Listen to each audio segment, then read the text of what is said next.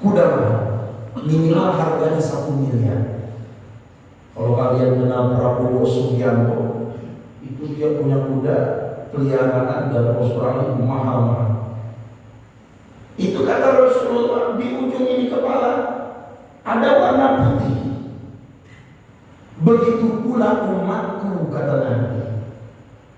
Nanti aku akan mengenal umatku gurrul muhajjalin min atharil wudu. Aku lihat sikut mereka bercahaya. Aku lihat kedua mata kaki mereka bercahaya. Aku lihat umatku di dalam jidatnya atau di dahi dia bercahaya min atharil wudu, karena dia waktu hidup di dunia menjaga air wudu. Kata Nabi, orang yang menjaga air wudu pasti dia sholat. Kata Rasulullah, orang yang menjaga air wudu dia berusaha semaksimal mungkin menghindari dirinya dari perbuatan-perbuatan maksiat, perbuatan-perbuatan zalim, karena dia punya ikhtiar yang maksimal ingin dekat dengan Allah Subhanahu wa ta'ala. Gurrul muhajjalin. Aku kenal mereka, kata Nabi. Wajah mereka bercahaya. Fi wujuhihim min atharis sujud. Dzalika mathaluhum fit Taurat wa mathaluhum fil Injil. Kazar'in akhraja syat'ahu fa'azarahu fastaghlaba 'ala suqi. Yu'jibu az-zurra'a liyaghidha bihimul kuffar. Simahum fi wujuhihim min atharis sujud. Aku kenal mereka. Jadi sahabat yang bertanya waktu itu, dia langsung tenang. Aku tenang ya Rasulullah. Aku nanti dikumpulkan di padang mahsyar. Aku bakal ketemu lagi dengan engkau wahai Nabi. Karena engkau bisa mengenali kami daripada bekas wajah kami yang dulu kami rawat air wudu kami ya Rasulullah. Makanya di dalam kitab Sahih Bukhari, dalam Sahih Muslim, siapa orang beres baca, beres dia berwudu, selesai wudu dia jaga sunnah Nabi, asyhadu an la ilaha illallah wahdahu la syarikalah wa asyhadu anna Muhammadan abduhu wa rasuluh. Kalau wudu dia baca itu doang. Kata Rasulullah SAW, 8 pintu surga diablang selebar-lebarnya sama Allah untuk mereka yang menjaga doa selepas wudunya. Walaupun riwayat lain namanya Allahumma ja'alni minat tawwabin wa ja'alni minal mutatahhirin wa ja'alni min ibadikas salihin. Kalau di dalam riwayat yang lain, di dalam kitab I'anah, siapa orang yang baca doa selesai wudu ditambahin inna anzalna 3 kali, maka setiap tetes air wudunya akan menjadi malaikat yang beristighfar kepada Allah, yang berwudunya dapat ampunan terus dari Allah Subhanahu wa ta'ala. Jaga wudu. Kalau udah jaga air wudu, sholat dijaga. Inilah mirathun nabawi, warisan sesungguhnya dari Rasulullah Sallallahu alaihi wasallam. Jangan mengaku sebagai umat Nabi kalau nggak salah. Jangan mengaku sebagai umat Nabi kalau hatinya masih punya dengki. Jangan mengaku sebagai umat Rasulullah kalau masih zalim sama orang lain. Jangan mengaku sebagai umat Rasulullah kalau dia masih suka memfitnah orang lain. Hari ini kita ada di pasarnya Nabi Muhammad SAW, sebagaimana yang diriwayatkan oleh Sayyidina Abu Hurairah radhiyallahu anhu. Pasca wafatnya baginda Nabi Muhammad SAW, sahabat Rasulullah sibuk di pasar Madinah, masjid dalam keadaan kosong. Kata Abu Hurairah, teman-teman, kalian mau dapat warisan Rasulullah atau tidak? Orang itu membayangin warisan dapat duit. Orang itu membayangin warisan pasti dapat harta. Orang itu pasti membayangin warisan dapat sertifikat tanah. Itu yang di pasar tadinya ramai sepi berangkat ke masjid. lihat ngambil warisan Nabi Muhammad sallallahu alaihi wasallam. Itu pas sudah ke masjid kumpul orang pada bersekan nyariin Abu Hurairah. Mana dia Abu Hurairah? Warisan Nabi kagak dikeluarkan ini. Mana warisan Nabi Abu Hurairah? Ente diantero ini Abu Hurairah.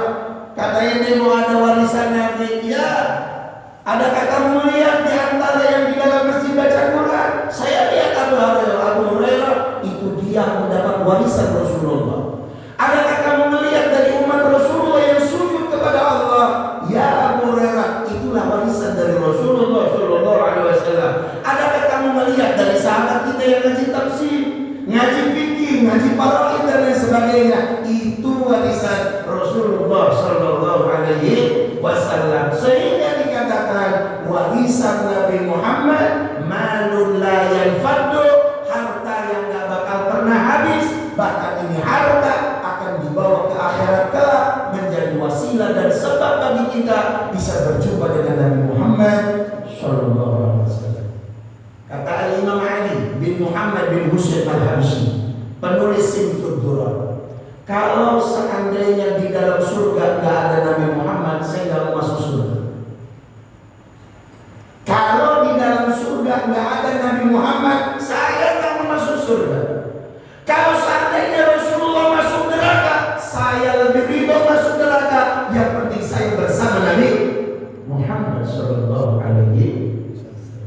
Tapi mustahil Nabi masuk neraka, sebab neraka tercipta dari nur Muhammad, surga tercipta dari nur Muhammad, alam semesta tercipta daripada nur Muhammad Sallallahu Alaihi Wasallam. Sehingga kata Nabi, ketika aku kenal umatku yang gurul muhajir, yang wajahnya bercahaya, yang sikutnya bercahaya, yang kedua kakinya bercahaya, min atharil wudu, nanti dia akan digeser sama Allah Subhanahu Wa Taala fi dhillillah, berada di dalam lindungan Allah. Yauma la dhilla illa dhilluh, yang dimana saat itu nggak ada perlindungan kecuali perlindungan dari Allah Subhanahu.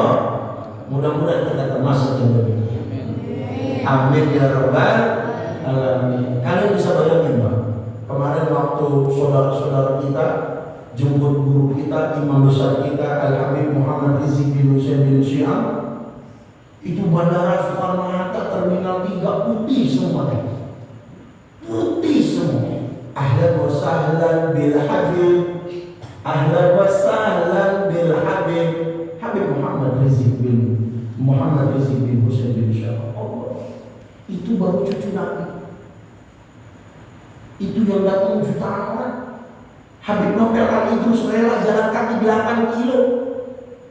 Punya pimpinan pesantren Ahbabul Mustafa, Majelis Taklim Ahbabul Mustafa, 8 kilo jalan kaki. Allah.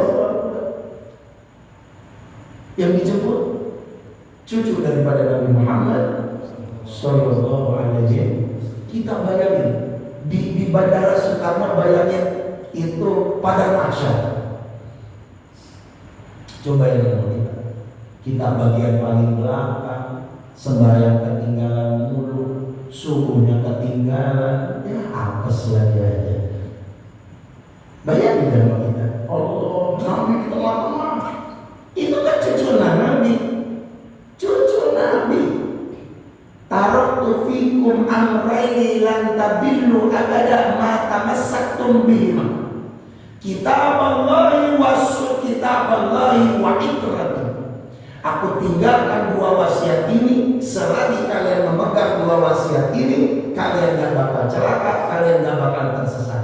Pertama Al-Quran, yang kedua itrati, keturunan Nabi Muhammad Sallallahu Alaihi Wasallam. Kalau ada di antara umat Nabi Muhammad yang benci kepada salah satu cucu Nabi Muhammad, dia pasti masuk neraka. Dia pasti masuk neraka. Kalau ada orang yang rajin sujud kepada Allah dengan tahajudnya, dia rajin puasa sunnah di setiap harinya, sedikit seujung kuku ada bubut kebencian terhadap cucu Nabi Muhammad, dakhala pasti masuk neraka orang Yahudi dan orang Nasrani.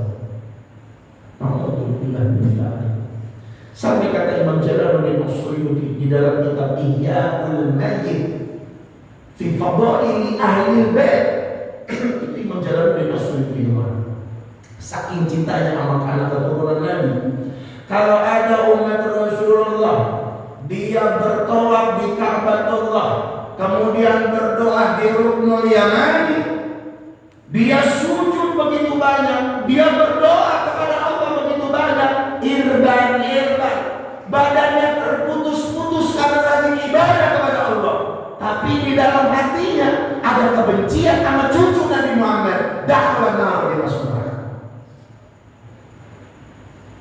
Ayo, mau ngomong apa? Rijik dimulia-mulia cucu Nabi. Ayo, kita punya legalitas dia masuk surga? Enggak ada. Al-Hasan wal Husain syababa ahli jannah. Hasan dan Husain dua pemuda ahli surga Allah. Habib Rizik cucunya Sayyidina Hasan dan Husain. Ente cubit, ente gedegin, ente musuhin, neraka. Injak-injak malaikat Malik. Emang enak loh. Nauzubillah min. Kita diajarin apa? Kita diajarin bagaimana cinta kita dituangkan kepada Nabi Muhammad sallallahu alaihi wasallam. Lah Imam Busiri ngomong, fa kaifa tunkiru hubban ba'dama syahidat bihi alaika udulu dami wassaqami. Imam Busiri gara-gara cinta sama Nabi meriang. Imam Busiri gara-gara cinta sama Rasulullah nangisnya api nangis darah, matanya buta. Cinta kepada Rasulullah sallallahu alaihi wasallam. Lah cinta kita enggak ada apa-apanya sama Habib Rizik gede. Neraka mengenakan. Biar tegas ini kita, biar paham ini kita. Itu saking cintanya ulama dari Jawa, Syekh Muhammad Nawawi Al-Bantani di dalam menulis kitab Qawmi Tubyan Syarhu Syu'abil Iman, 77 cabang iman, ditulis paling awal sama Syekh Nawawi. Kata Rasulullah sallallahu alaihi wasallam, la yu'minu ahadukum hatta akuna ahabba ilaih min waladihi wa walidihi wa malihi wa nas ajmain.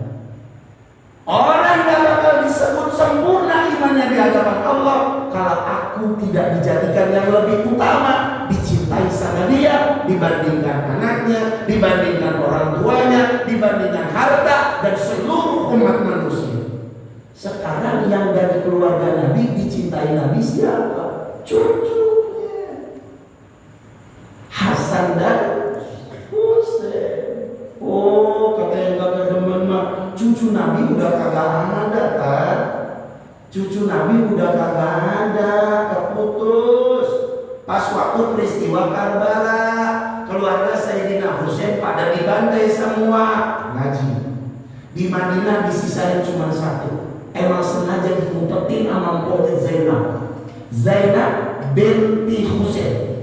Ini kakaknya Ali Zainal Abidin yang mati juga dibunuh sama Zaid bin Muawiyah. Satu Ali Zainal Abidin yang masih muda, yang satu-satunya cucu daripada Rasulullah sallallahu alaihi wasallam.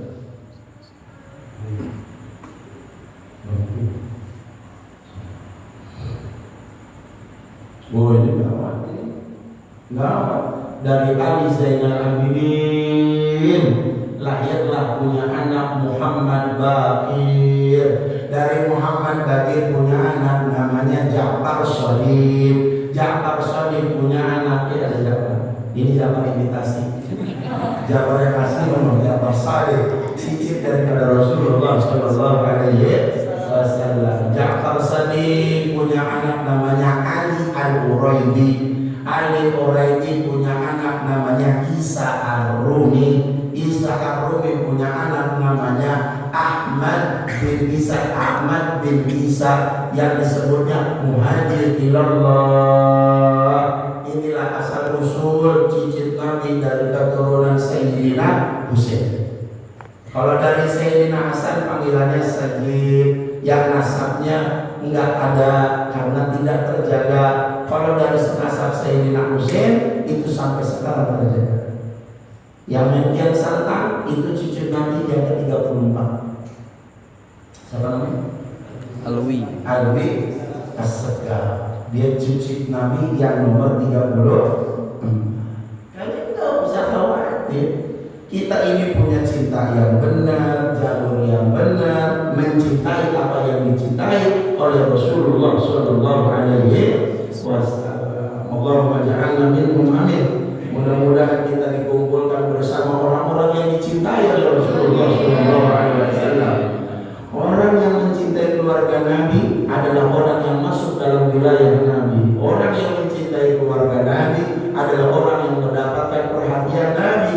Karena di saat cucu Nabi dimaki-maki, cucu Nabi dihina, cucu Nabi disudutkan, kita yang sebagian nggak ada seujung kukunya dari umat Rasulullah berusaha semaksimal mungkin kita bela agama Allah, kita syiarkan ajaran Allah, kita syiarkan sunnah daripada baginda Nabi Muhammad SAW, yang mudah-mudahan kita mengaku sebagai umat Nabi. Kelak di hari kiamat kita pun diaku menjadi umat Nabi Muhammad Sallallahu Alaihi Wasallam.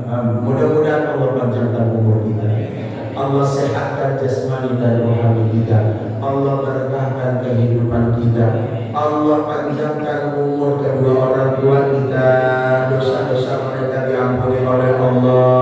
Kita doakan para pejuang pesantren Sabilun Najah, mulai dari paling yang tua sampai yang paling muda, yang mengambil bagian dalam pembangunan pondok pesantren Sabilun Najah, yang masih pada hidup semoga diberkahkan kehidupan oleh Allah Subhanahu wa taala.